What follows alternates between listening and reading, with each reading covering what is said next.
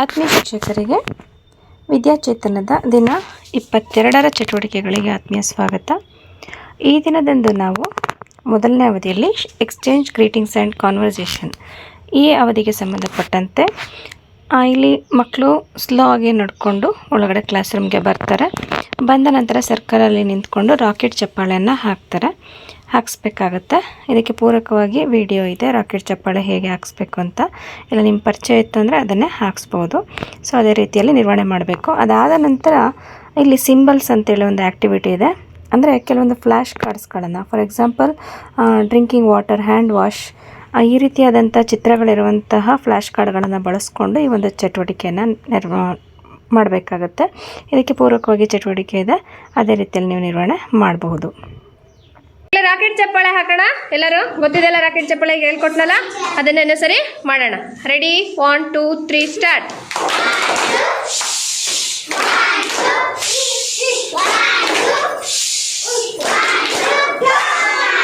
ಇನ್ನೊಂದ್ಸರಿ ಮಾಡಿ ಮಕ್ಕಳ.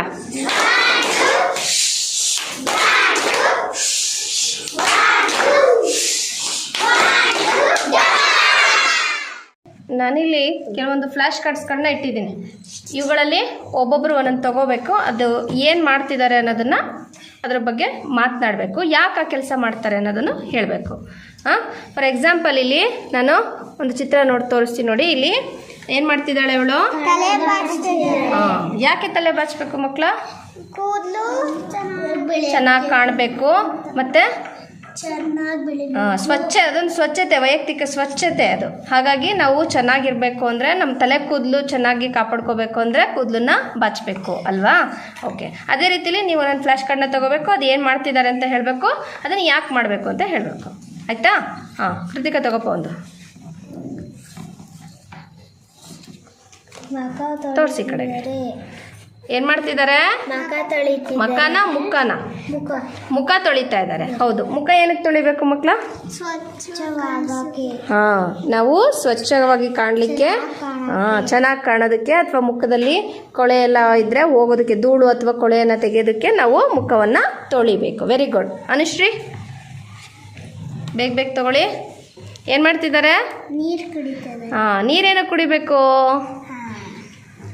ನಮ್ಮ ಆರೋಗ್ಯನ ನಮಗೆ ಬಾಯಾರಿಕೆ ಆದಾಗ ಏನು ಬೇಕಾಗುತ್ತೆ ಮಕ್ಕಳ? ನೀರು. ನಮ್ಮ ದೇಹಕ್ಕೆ ತುಂಬ ನೀರು ಬೇಕಾಗುತ್ತೆ. ಹಾಗಾಗಿ ದಿನಕ್ಕೆ 5 ರಿಂದ 6 ಲೋಟ ನೀರನ್ನು ಕುಡಿಬೇಕು. ನೀರನ್ನು ಕುಡಿದ್ರೆ ನಮಗೆ ನಾವು ತಿಂದಂಥ ಆಹಾರ ಏನಾಗುತ್ತೆ? ಜೀರ್ಣ ಆಗುತ್ತೆ. ಅದಕ್ಕೋಸ್ಕರ ನೀರನ್ನು ಕುಡಿಬೇಕು. ಅಯ್ಯನ್ ತಗೋ ಕಾರ್ಡು. ಏನು ಮಾಡ್ತಿದ್ದಾಳೆ ತೋರಿಸ್ ನನಗೆ. ಹಲ್ಲುಜ್ಜುತ್ತಾ ಇದ್ದಾರೆ. ಏನಕ್ಕೆ ಹಲ್ಲುಜ್ಜಬೇಕು? ನಾವು ತಿಂದಂಥ ಆಹಾರ ಏನಾಗಿರುತ್ತೆ ಮಕ್ಕಳ? ಹಲ್ಲಲ್ಲಿ ಸಿಗಾಕೊಂಡಿರುತ್ತಲ್ವಾ, ಅದನ್ನೆಲ್ಲ ಕ್ಲೀನ್ ಆಗಲಿಕ್ಕೆ ಮತ್ತು ಬಾಯಿ ಸ್ಮೆಲ್ ಬರ್ದೇ ಇರೋ ಥರ ನೋಡ್ಕೊಳ್ಳಿಕ್ಕೆ ನಾವೇನು ಮಾಡಬೇಕು? ಎಷ್ಟು ಸರಿ ಹಲ್ಲುಜ್ತೀಯ ಅಯ್ಯೋ ನೀನು? ಯಾವಾಗ? ಬೆಳಗ್ಗೆ ಎದ್ದಾಗ ಮತ್ತು ರಾತ್ರಿ ಮಲಗುವಾಗ. ಆಯಿತಾ? ಸಂಜೆ ಅಲ್ಲ, ಸಂಜೆ ಅಂದರೆ 6 ಗಂಟೆ 7 ಗಂಟೆ ಅಂತ ಹೇಳ್ತಲ್ಲ, ಆ ಟೈಮು. ರಾತ್ರಿ ಮಲಗಬೇಕಾದ್ರೆ ಹಲ್ಲುಜ್ಬೇಕು. Very good. ಇಡು. ಕೃತಿಕಾ ತಗೋ. ಏನು ಮಾಡ್ತಿದ್ದಾರೆ ಅವರು? ತೋರಿಸು.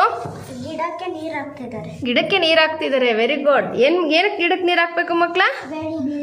ಗಿಡಗಳನ್ನ ಬೆಳೆಸ್ಬೇಕು. ಮರ ಗಿಡಗಳಿಂದ ನಮಗೆ ಗಾಳಿ ಸಿಗುತ್ತೆ, ನೆರಳು ಸಿಗುತ್ತೆ. ಅದಕ್ಕೋಸ್ಕರ ನಾವು ಗಿಡಗಳನ್ನ ಬೆಳೆಸ್ಬೇಕಲ್ವಾ? ಗಿಡಗಳು ಬೆಳಿಬೇಕು ಅಂದರೆ ನೀರು ಬೇಕು. Very good. ಹೇಮಂತ್ ಏನು ಮಾಡ್ತಿದ್ದಾನೆ? ಕಲ್ಲಂಗಡಿ ಹಣ್ಣನ್ನ ತಿಂತಿದ್ದಾನೆ. ಹಣ್ಣನ್ನು ಏನಕ್ಕೆ ತಿನ್ಬೇಕು ಮಕ್ಕಳ ನಾವು? ಹಣ್ಣಿನಲ್ಲಿ ಕೆಲವೊಂದು ಪ್ರೋಟೀನ್ಗಳಿರ್ತವೆ. ಪ್ರೋಟೀನ್ ನಮ್ಮ ದೇಹಕ್ಕೆ ಬೇಕಾಗಿರೋದ್ರಿಂದ ನಮ್ಮ ದೇಹಕ್ಕೆ ಶಕ್ತಿಯನ್ನು ಪಡೆಯೋದಕ್ಕೋಸ್ಕರ ನಾವು ಹಣ್ಣುಗಳನ್ನು ತಿನ್ನಬೇಕು. Very good. ಇದೇ ರೀತಿ ತರಗತಿಯಲ್ಲಿರುವಂಥ ಎಲ್ಲ ಮಕ್ಕಳಿಗೂ ಮಿಂಚುಪಟ್ಟಿಗಳನ್ನು ತೆಗೆದುಕೊಂಡು ಮಾತನಾಡಲಿಕ್ಕೆ ಒಂದು ಅವಕಾಶವನ್ನು ಕೊಡಬೇಕಾಗತ್ತೆ. ಇದೇ ರೀತಿ ಚಟುವಟಿಕೆಯನ್ನು ಮುಂದುವರಿಸಬೇಕಾಗತ್ತೆ. ಇನ್ನು 2ನೇ ಅವಧಿ ಮೈ ಟೈಮ್. ಈ ಅವಧಿಯಲ್ಲಿ ಈಗಾಗಲೇ ನಾವು ಹೊಸ ಚಟುವಟಿಕೆಗಳನ್ನು ಏನೆಲ್ಲ ಹೇಳ್ಕೊಟ್ಟಿದ್ದೀವಿ, ಆ ಚಟುವಟಿಕೆಗಳನ್ನು ಮತ್ತೊಮ್ಮೆ ರಿಪೀಟ್ ಮಾಡಿಸ್ಬೇಕಾಗತ್ತೆ. ನಾನು ನೆನ್ನೆ ದಿನದ ವಿಡಿಯೋದಲ್ಲಿ ಏನೆಲ್ಲ ಚಟುವಟಿಕೆಗಳು ಅಂತ ಮತ್ತೊಮ್ಮೆ ಹೇಳಿದ್ದೀನಿ. ಅದೇ ರೀತಿಯಲ್ಲಿ ನೀವು ನಿರ್ವಹಣೆ ಮಾಡಬೇಕಾಗತ್ತೆ. ಅಂದರೆ ಯಾವ ಮಗು ಯಾವ ಒಂದು ಲರ್ನಿಂಗ್ ಏರಿಯಾಗೆ ಹೋಗಿಲ್ಲ, ಸೊ ಆ ಮಗುವನ್ನು ಆ ಲರ್ನಿಂಗ್ ಏರಿಯಾದಲ್ಲಿ ಕಳಿಸಿ ಆ ಚಟುವಟಿಕೆಗಳನ್ನು ಪೂರ್ಣಗೊಳಿಸಬೇಕಾಗತ್ತೆ. 3ನೇ ಅವಧಿ ಬೇಸಿಕ್ ನ್ಯೂಮರಿಕಲ್ ನಾಲೆಡ್ಜ್. ಇಲ್ಲಿ what is the easiest way to ask children to hold 2 balls in their hands.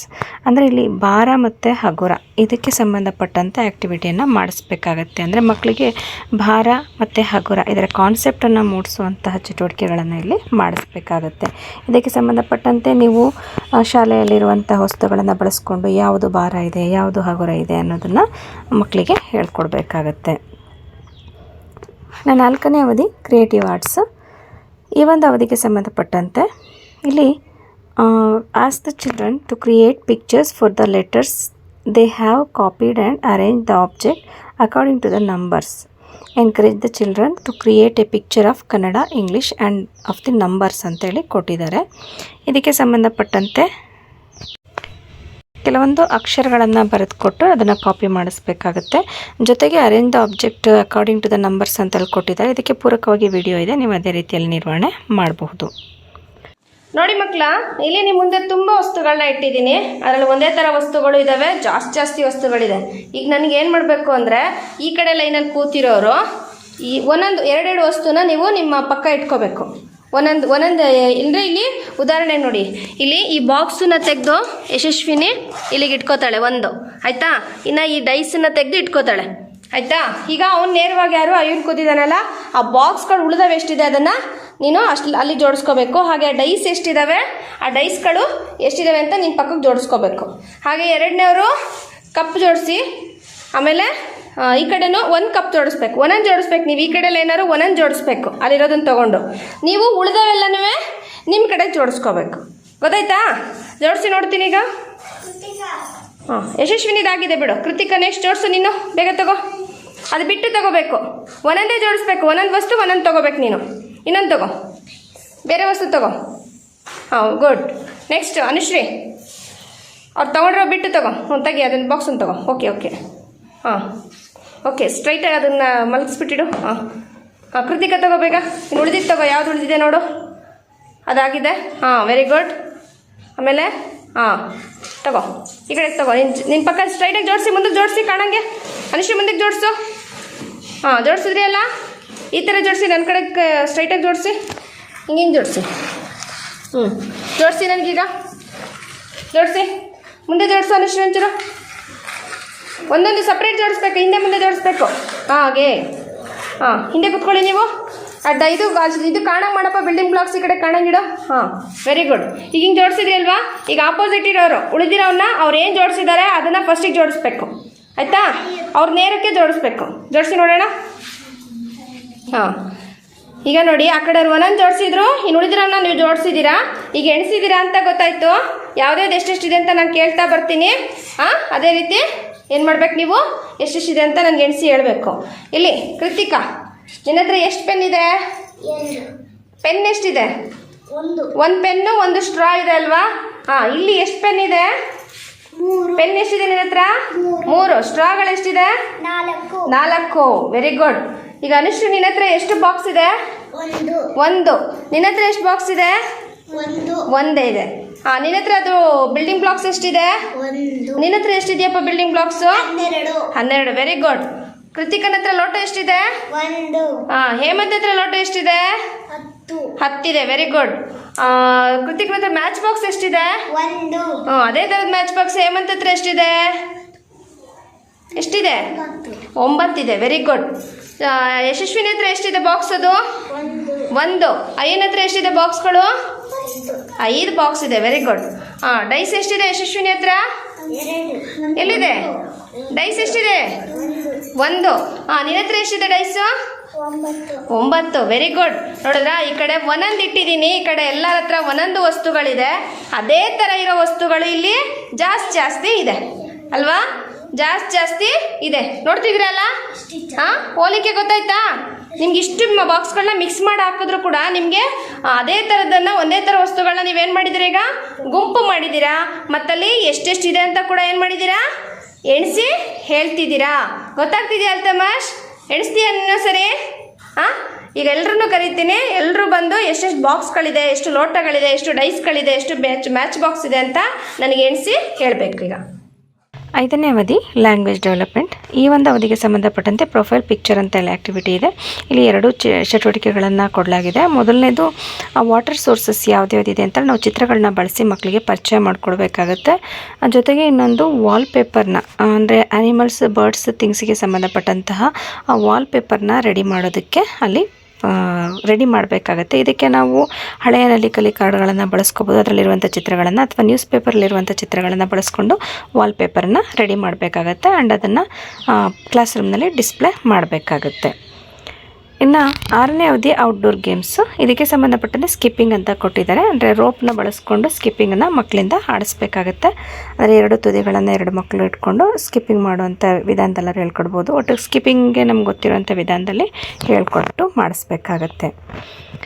ಇನ್ನು 7ನೇ ಅವಧಿ ಸ್ಟೋರಿ ಟೈಮ್. ಇಲ್ಲಿ ಸ್ಟೋರ್ಕ್ ಆ್ಯಂಡ್ ಕ್ರ್ಯಾಬ್ ಎಂಬಂತಹ ಒಂದು ಸ್ಟೋರಿಯನ್ನು ನಾವು ಹಿಂದಿನ ದಿನ ಕೂಡ ಹೇಳ್ಕೊಟ್ಟಿದ್ದೀವಿ. ಇದೇ ಹಿಂದಿನ ದಿನದ ಒಂದು ಕಥೆಯನ್ನು ಈ ದಿನವೂ ಕೂಡ ಮತ್ತೊಮ್ಮೆ ಅಲ್ಲಿ ಸಾಹಿತ್ಯವನ್ನು ಬಳಸ್ಕೊಂಡು ನಾವು ಸ್ಟೋರಿಯನ್ನು ಹೇಳ್ಕೊಡ್ಬೇಕಾಗತ್ತೆ. ಇನ್ನು 8ನೇ ಅವಧಿ ಸಿ ಯು ಅಗೇನ್. ಮಾಮೂಲಿಯಂತೆ ಇಲ್ಲಿ ಇಡೀ 7 ಅವಧಿಗಳ ಏನೇನು ಚಟುವಟಿಕೆಯನ್ನು ನಿರ್ವಹಣೆ ಮಾಡಿದ್ವಿ ಅದನ್ನು ಒಂದ್ಸರಿ ರಿಕಾಲ್ ಮಾಡಬೇಕಾಗತ್ತೆ. ಜೊತೆಗೆ ಮಕ್ಕಳಿಗೆ ಏನಾದರೂ ಹೋಮ್ವರ್ಕ್ ಇದ್ದರೆ ಕೊಡಬೇಕಾಗತ್ತೆ. ಜೊತೆಗೆ ಮಕ್ಕಳು ಮನೆಯಲ್ಲಿ ತಾವು ನಿರ್ವಹಿಸಿದಂಥ ಚಟುವಟಿಕೆಗಳನ್ನ ಪೇರೆಂಟ್ಸ್ ಹತ್ರ ಶೇರ್ ಮಾಡಲಿಕ್ಕೂ ಕೂಡ ಹೇಳಬೇಕಾಗತ್ತೆ. ಆ್ಯಂಡ್ ನೆಕ್ಸ್ಟ್ ಡೇ ಪ್ಲ್ಯಾನ್ ಏನಿದೆ ಅದನ್ನು ಕೂಡ ನಾವಲ್ಲಿ ಮಾಡ್ಕೋಬೇಕಾಗತ್ತೆ. ಇದಿಷ್ಟು 22ನೇ ದಿನಕ್ಕೆ ಸಂಬಂಧಪಟ್ಟಂತಹ ಆ್ಯಕ್ಟಿವಿಟೀಸ್ ಆಗಿರುತ್ತೆ. ಇಲ್ಲಿ ಆದಷ್ಟು ನಾನು ಪ್ರತಿ ವಿಡಿಯೋದಲ್ಲಿ ಹೇಳ್ತಾನೆ ಇದ್ದೀನಿ, ಆದಷ್ಟು ಚಟುವಟಿಕೆಗಳನ್ನು ಇಂಗ್ಲೀಷ್ನಲ್ಲಿ ಪರಿಚಯ ಮಾಡಿಸ್ಕೊಡಿ, ಆ ಇಂಗ್ಲೀಷ್ನಲ್ಲಿ ಮಾತಾಡಲಿಕ್ಕೆ ಮಕ್ಕಳನ್ನು ಪ್ರೇರೇಪಣೆ ಮಾಡಿ ಅಂತ ಹೇಳ್ತಾನೆ ಇದ್ದೀನಿ. ಸೊ ಅದೇ ರೀತಿಯಲ್ಲಿ ನೀವು ಬೈಲಿಂಗ್ವಲ್ ಆಗಿರೋದ್ರಿಂದ ನೀವು ಪ್ರತಿ ಚಟುವಟಿಕೆಗಳನ್ನು ಇಂಗ್ಲೀಷಲ್ಲಿ ಪರಿಚಯ ಮಾಡಿಕೊಡ್ತೀರಾ ಅನ್ನೋ ನಂಬಿಕೆಯಿಂದ ಈ ಒಂದು ವಿಡಿಯೋಗಳಲ್ಲಿ ಹೇಳ್ತಾ ಇದ್ದೀನಿ. ಧನ್ಯವಾದಗಳು.